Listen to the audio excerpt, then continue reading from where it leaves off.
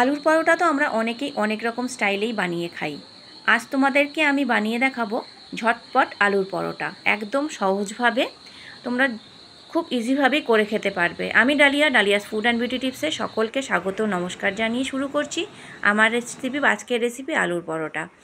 নিয়েছি 4টে আলু সেদ্ধ করে নিয়েছি হাফ আটা আর হাফ ময়দা নিয়ে এর মধ্যে পরিমাণ মতো দিয়ে দেব নুন।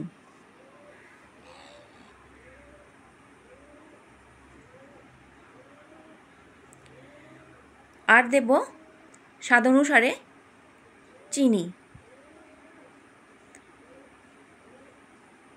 দেওয়ার পর এর মধ্যে ময়ম দেওয়ার জন্য দেব কয়েক চামচ রিফাইন অয়েল বা সাদা তেল।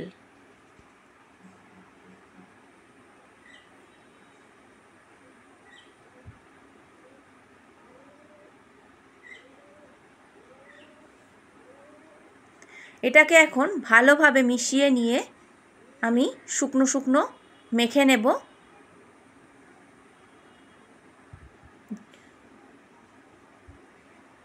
যত ভালোভাবে ময়ম হবে তত পরোটাগুলো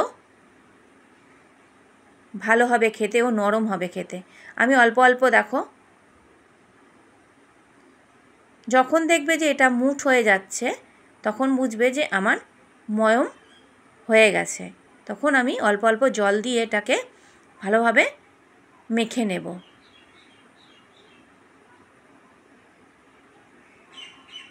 দেখো আমার মুঠ হয়ে গেছে, তার মানে আমার ময়মটা কমপ্লিট। এবার আমি অল্প অল্প, একবারই জল দিয়ে দেবে না, অল্প অল্প জল দিয়ে দিয়ে মাখবে।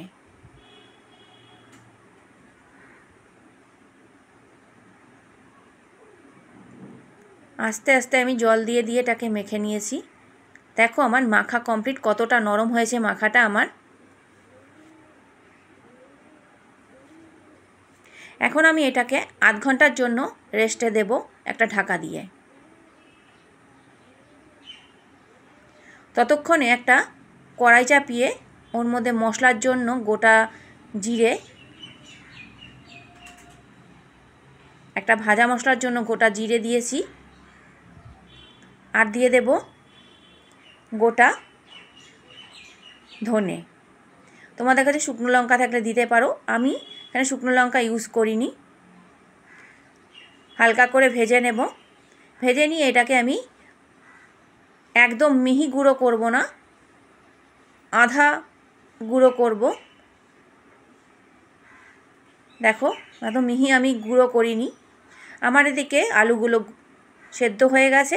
এটাকে আমি এখন ভালোভাবে মেখে নেব। প্রথমে আমি একটা চামচের দ্বারা এটাকে ম্যাশ করে নিচ্ছি।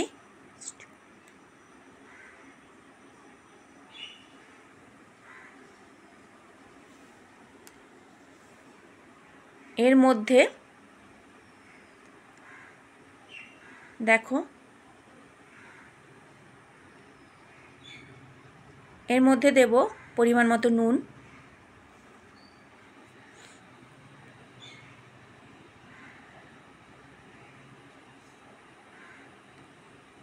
দিয়ে দেব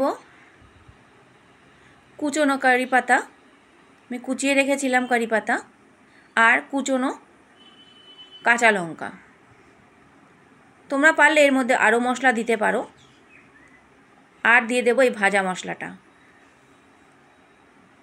দিয়ে এটাকে ভালোভাবে মেখে নেব। পারলে তোমরা হাত দিয়েও মাখতে পারো। দেখো আমার মাখা হয়ে গেছে ভালোভাবে। এবার আমি কড়াইতে তেল দিয়ে, দেখো তেল দিয়ে দিয়েছি, গরম হয়ে গেছে। এটাকে একটু এপিট ওপিট করে ভেজে নেব।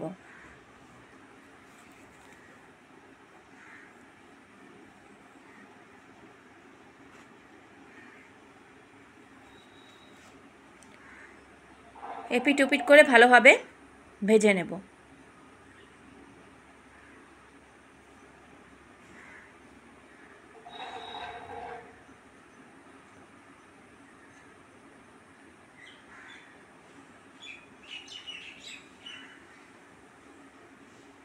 দেখো আমার এই আটাটা এদিকে আধ ঘন্টা হয়ে গেছে। এবার লেচিগুলো কেটে নেব। এরকম সাইজের লেচিগুলো তোমরা করবে।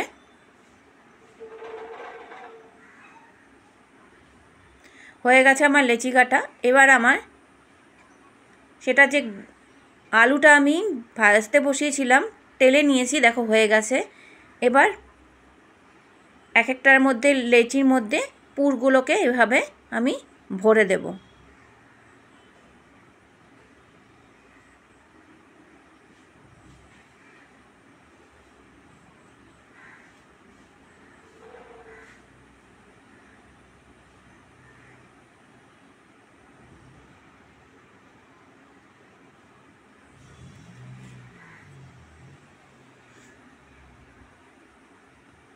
তোমরা এটা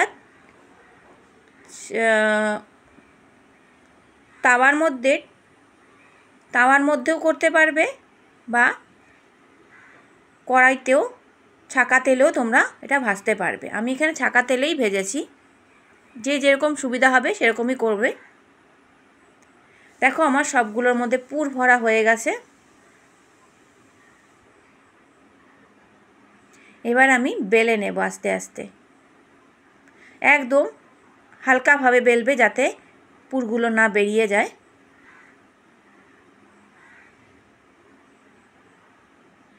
আমি একটা একটা করে সবগুলোই এরকমভাবে বেলে নেব। আমার বেলা হয়ে গেছে, দেখো আমার আলুর পরোটা রেডি। তোমাদের কেমন লাগলো জানিও। রেসিপিটা ভালো লাগলে অবশ্যই একবার করে খেও এইভাবে, এই পদ্ধতিতে। আমার রেসিপিটা যদি তোমাদের পছন্দ হয় তাহলে অবশ্যই একটা লাইক করবে, শেয়ার করবে, কমেন্ট করবে আর আমার চ্যানেলটা সাবস্ক্রাইব করবে। আর নোটিফিকেশান পাওয়ার জন্য অবশ্যই বেল আইকনটা প্রেস করবে। তোমরা ভালো থাকবে, সুস্থ থাকবে। আবার আসবো অন্য কিছু নিয়ে। টাটা।